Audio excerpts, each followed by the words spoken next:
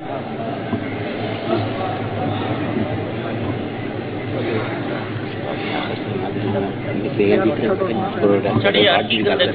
Set دو. نحمده ونصلي ونسلم على رسوله الكريم. اما بعد فاعوذ بالله من الشيطان الرجيم. بسم الله الرحمن الرحيم. هو الذي ارسل رسوله بالهدى ودين الحق ليظهره على الدين كله. عن انس رضي الله تعالى عنه قال قال النبي صلى الله عليه وسلم ثلاث من اصل الايمان: الكف عمن قال لا اله الا الله، لا تكفره بذنب ولا تخرجه من الاسلام بعمل، والجهاد ماض مزبعثني الله الى ان يقاتل اخر هذه الامه الدجال، لا يبطله جور جائر ولا عدل عادل، والايمان بالاقدار. اللهم صل على محمد وعلى آل محمد كما صليت على إبراهيم وعلى آل إبراهيم إنك حميد مجيد.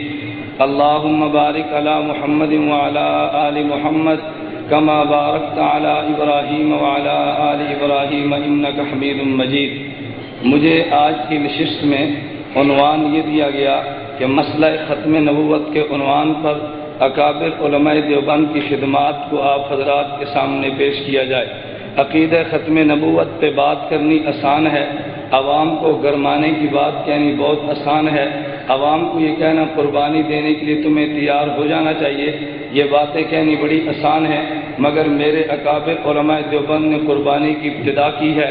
علامہ انور شاہ کشمیری رحمۃ اللہ علیہ اکفار الملحدین کے نام پر کتاب بھی لکھتے ہیں، نزول عیسیٰ کے نام پر کتاب بھی لکھتے ہیں، لیکن علامہ انور شاہ کشمیری ذوف اور بڑھاپے کے عالم میں دارالعلوم دیوبند سے چل کے بہاولپور کی سرزمین پہ ایک عورت کی آواز پہ لبیک کہتے ہوئے عقیدہ ختم نبوت کو بیان کرنے کے لیے عدالت میں گرج کر بیان دیتے ہیں، اور مرزائی مناظر مسلم الثبوت کی عبارت تواتر مانوی کی کو بیان کرتے ہوئے غلط بیان کرتا ہے. تو علامہ انور شاہ کشمیری عدالت میں کہتا ہے کہ محترم جج مرزائی مناظر نے دجل سے کام لیا اور عبارت کو بدل کر پیش کیا. تو جج کہتا ہے شاہ جی تمہارے پاس کتاب موجود نہیں، آپ نے کیسے کہہ دیا؟ علامہ انور شاہ کشمیری کہتا ہے میں نے آج سے 36 سال قبل اس کتاب کا مطالعہ کیا تھا، اگر بات میری غلط تو میں شکست لکھ دوں گا. حضرت قاضی حسان شجابادی ملتان جیل میں نظر بندی کے ایام کاٹ رہے ہیں، ادھر والد گرامی کا جنازہ اٹھا. انگریز کہتا ہے معافی مانگ لو، پیرول پہ رہا کر دیا جائے گا. حسان احمد شجابادی کہتا ہے والد کے جنازے میں شرکت نہ کرنا مجھے گوارا ہے، مگر پیغمبر کی خاطر جیل سے نکل جاؤں مجھے گوارا نہیں ہے. ادھر حضرت مولانا محمد علی جلندری نور اللہ مرقدہ ملتان میں 1956 میں جیل کاٹ رہے ہیں. حضرت کے بڑے بھائی حاجی صاحب کا انتقال ہوا، حضرت جیل سے باہر نہیں آئے. پھر ایک وقت آیا حضرت کے بھائی حاجی اسماعیل کا جنازہ اٹھا، پیرول پہ باہر رہا کیا گیا. ابھی گاؤں میں نہیں پہنچے، ایک آدمی معانقہ کر کے کہتا ہے حضرت آپ کے علم میں ہے کہ تمہارا بھائی پہلے محمد عبداللہ کا انتقال ہوا جب تم جیل میں تھے، ابھی جس کے لیے تم آئے ہو تمہارے بھائی اسماعیل کا جنازہ اٹھا، تمہارے علم میں ہے کہ رات کو تمہارے دوسرے بھائی کا بھی انتقال ہو گیا. حضرت ان دونوں کی قبروں پہ گئے، والد زندہ تھا، صبح ہی تو باپ حاجی ابراہیم کا بھی انتقال ہوا. حضرت جلندری نے جنازوں کو دیکھا لیکن ناموس صحابہ کی تحریک سے پیچھے نہیں ہٹے. حضرت مولانا غلام غوث ہزاروی نبر اللہ مرقدہ جب انگریز مناظر مرزائی مناظر اللہ دیتا یمان سیرے کے علاقے میں گیا تو غلام غوث ہزاروی میدان میں نکلا.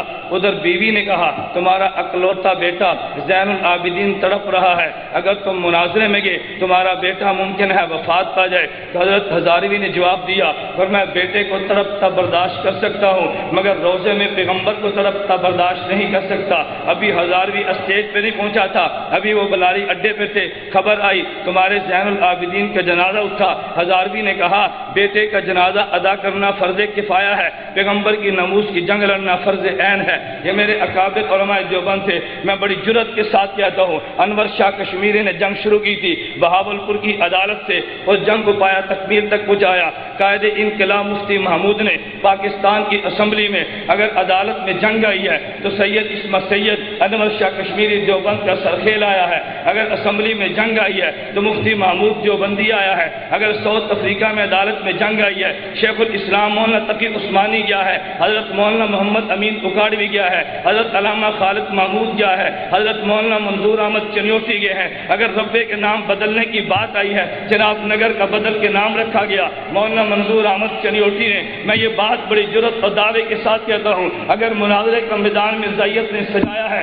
تو مقابلہ کیے فاتح قادیان مولانا حیات نے، یہ دیوبندی تھا، اگر میدان مناظرہ سجا ہے تو مقابلہ کرنے والا مولانا لال حسین اختر تھا جو دیوبندی تھا، اگر مرزائیت نے تحریری میدان میں نکلے ہیں تو مقابلہ کرنے والا انور شاہ کشمیری دیوبندی تھا، اگر یورپ میں جنگ لڑی ہے تو مقابلے کے لیے جانے والا یوسف بن نوری دیوبندی تھا، اگر برطانیہ میں جنگ لڑی ہے تو وہاں پہ جنگ لڑنے والا خواجہ خان محمد دیوبندی تھا۔ پھر مجھے کہنے دیجیے انگریز کو نبی بنایا گیا، جہاد کو ختم کرنے کے لیے جہاد کے علم کو بلند کرنے والا افغانستان میں جلال الدین حقانی دیوبندی تھا، مولوی یونس صالح یہ دیوبندی تھا۔ مجھے یہ بات کہنے دو، اگر آج خلافت کو برپا کر خلافت کو ختم کرنے کے لیے قادیانی کو لایا گیا تو خلافت کو برپا کرنے والا ملا عمر آج بھی دیوبندی ہے۔ انگریز کو لایا گیا، اور ٹھہر جا انگریز کو لایا گیا، ایک میں ٹھہر جا، انگریز کو لایا گیا، انگریز کو ملک میں ٹھہر جا، انگریز کو ملک میں لایا گیا دینی نظام کو ختم کرنے کے لیے۔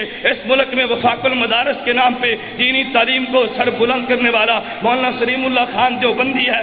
اگر مساجد کو مٹانے کے لیے یہاں پہ انگریز قادیانی کو کھڑا کیا گیا، لال مسجد سے قربانی دینے والا قاضی عبدالرشید دیوبندی ہے۔ اگر ناموس صحابہ کو مٹانے کے لیے ٹھہر جا، اگر ناموس صحابہ کو مٹانے کے لیے انگریز کو اپنے پودے کھڑے کرنے پہلے ناموس صحابہ کی جنگ لڑنے والا عبدالستار توسوی دیوبندی ہے، علی امیر عظیمت مولانا حق نواز دیوبندی ہے۔ میں کہنا یہ چاہتا ہوں ہر محاذ پہ علماء دیوبند نے جنگ لڑی ہے، پرویز مشرف بھی سنے، اس کی ذریت بھی سنے، بش بھی سنے، ہم نے ہر محاذ پہ جنگ لڑی ہے۔ اگر تم نے جنگ چھیڑی ہم تمہیں اپنے اکابر علماء دیوبند کے نقشے قدم پہ چلتے ہوئے جنگ لڑنے کا حق ادا کر دیں گے۔ اگر اس سرزمین پہ تم نے انگریز کے پودے کو 100 سالہ جشن منانے کی اجازت دی تو میرے اللہ نے چاہا اور جشن کو تہس نہس کر دیا جائے گا۔ اگر تم نے اجازت دی تمہاری حکومت میں نیک ٹھوک دیے جائیں گے۔ اگر تم نے اجازت دی جہاد کے علم کو پاکستان میں سر بلند کر دیا جائے گا۔ حد ہوتی ہے مسلط کی،